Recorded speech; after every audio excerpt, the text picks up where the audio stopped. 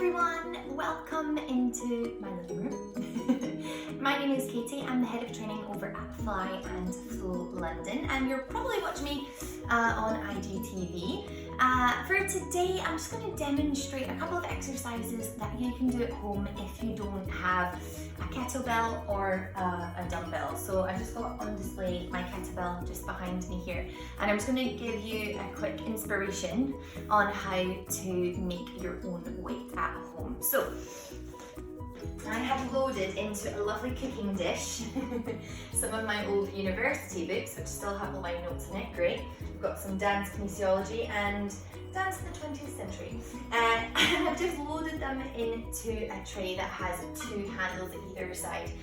Because we've just moved house, we actually don't have our big pot yet. We still need to order that. But if you have got a bigger, deeper pot with the handles at each side, that one usually works a bit better because you can usually fill it a bit heavier. Whereas this one isn't too deep, so I can't really get another book in. So just in comparison, the kettlebell that I have is a 10 kg, and for me, for a lot of exercises, that is quite challenging for a full body workout. What I've managed to fill in here, I would say, is probably half of that, so 4 or 5 kg. If I did have a bigger pot, I could probably put another 2 books in, which could potentially take it up closer to the 10 kg. So if you do have a deeper pot, I would definitely say try to get the deeper pot. Or if you just have a dish like mine, that'll work as well. Or if you just want to hold your books, maybe strap the books up with some ties or belts and then you can find that's another option as well. But this is going to be my makeshift weight for just now. So I'm going to go ahead and run through 5 different exercises that will target most muscle groups in the body, and we can do that as a nice circuit, and we can see how long it takes us, and then you can just keep repeating that circuit. So go ahead and keep listening in for your 5 exercises. Okay, let's get started. Exercise number 1, we're going to do it as a goblet squat. So with a goblet squat, I'm going to rotate my hands to hook under the pot, so my elbows are coming in nice and tight. The reason being, I can still activate into my arms, so my biceps are squeezing and holding in that isometric hold as I take my squat position. So rather than hold it like this and put pressure on your wrists, take the hand under, so the weight is on the heel of the hand, and you can really pull the elbows in nice and tight, shoulder blades back and down. Now you're just going to take your normal body weight squat position. So my feet are hip distance apart, parallel facing forward. I'm going to drop down as low as I can, inhaling as I drop down, exhaling as I squeeze up. If you can, hold it in a wee bit tighter. I'm just trying not to let my book slide off. So bringing it in tight, exhale, squeeze up to stand, okay? So with that squat position, make sure as well the knees are never rotating in. You always want the knees in line with the second, third toe, and you almost want to feel like you're pushing away rather than letting them rotate in. So keeping the thighs activated. Keeping your spine nice and straight. Take that inhale, pressure in the heels, take that squat as low as you can, and exhale to squeeze, okay? So that's the first one. We're just going to do nice goblet squats, and we're going to do this for 10 reps. Inhale and exhale. Okay, so for the second exercise, you want to change the position of your hands. You're now going to grip it with the palm of the hands either side of your pot. And we're going to step out to the side. So your lateral lunge is when you step to the side of your mat. The leg that's stepped out is the leg that knee softens, but it's mainly about the hinging off the hip. So if I go from the side view, you can see as I step out, yes, my knee softens, but then my torso comes forward as my hip hinges. As I take that nice lateral lunge, I'm going to do an arm extension, come back in, push off that standing leg, come back in, and then go straight to the other side as I step out, hip hinge, keep that torso engaged, back nice and flat, and try to keep your head in line with the spine. Exhale, forward arm extension, in and come back in. So you're going to alternate right and left for 10. If this exercise feels too heavy from doing your goblet squats, because you're using the arms a bit in a different way, maybe feeling a bit heavy into the biceps and the shoulders, feel free to maybe take out a book if you want to. You're going to take your feet hip distance apart, and you're going to do a soft knee bend, again focusing on a hip hinge of the hips. Keeping that torso engaged and in line, so my top is super baggy, so just so you guys can see. You want pressure in the heels, your torso is in line, so you're not curving, you're in a lovely, nice, long, straight, engaged line. Your elbows are going to pull into row, so this is your bent over row, and inhale, exhale, and down. So this feels quite light for my triceps in this position. I probably could load on another book and it would be easier for me to hold because the books are just stacked on top of each other. So if you want to add on a weight here, feel free to do so. And you're going to do 10 of these bent over rows. Exhaling at the top, inhaling at the bottom.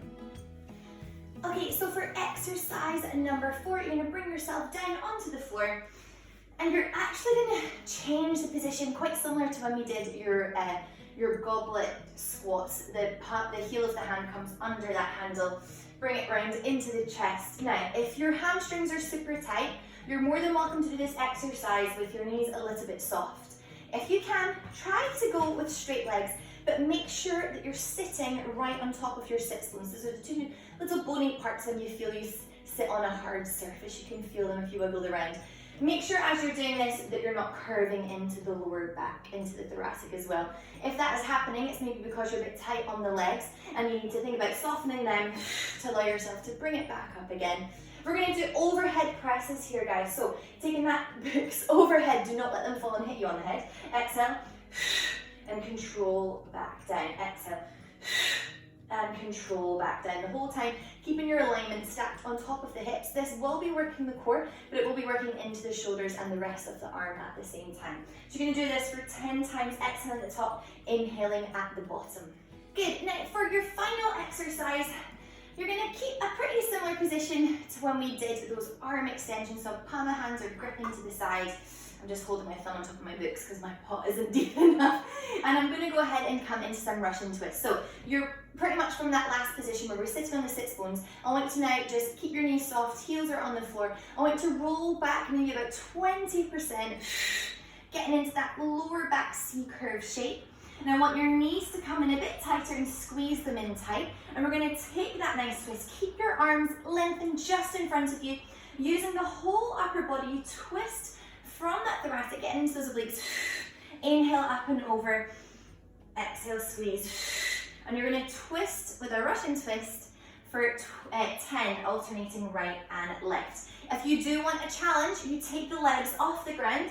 Be mindful not to bicycle the legs like this. You want to try and control them because it's not an action for the lower body moving here. We're trying to focus on that thoracic, getting that twist, working into the obliques. So you do want to take that option with the legs up.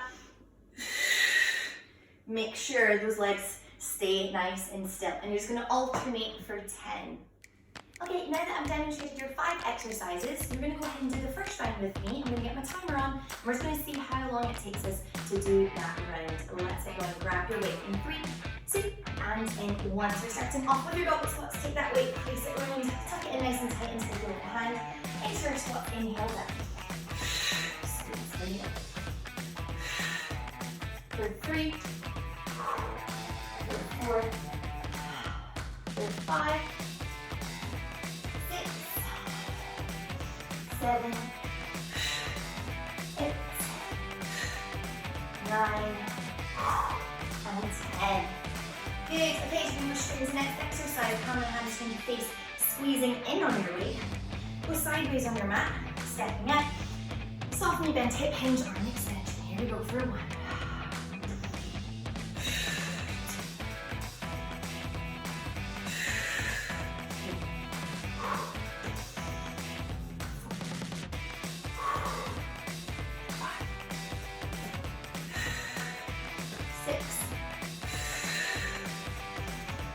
7,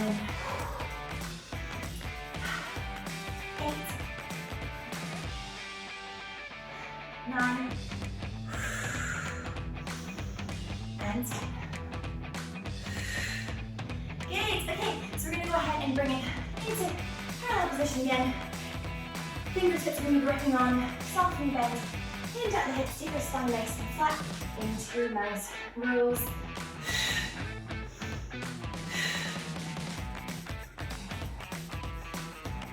Take a little pause at the top. 5, 6, 7, 8. Use your breath. Last one. And very good. You're going to take it all the way down to the floor. Taking that nice hook under again, just like we did in that cradle. So feel like the hand is gripping in. Bent legs or straight legs, make sure you sit up nice and tall. 3, don't let the ribcage flare. 4, 5, 6, 7, 8, 9, one more, keep going, 10, good, bring it in, feet now come in, I'm going to change that position so the palm hands are squeezing in.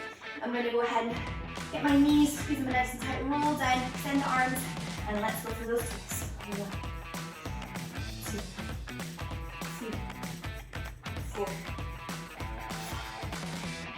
6, 7, 8, 9, 10, and relax. Good guys. Okay, so that took me 2 minutes, 50 seconds, but I was chatting through it. I want you guys to go ahead and keep going.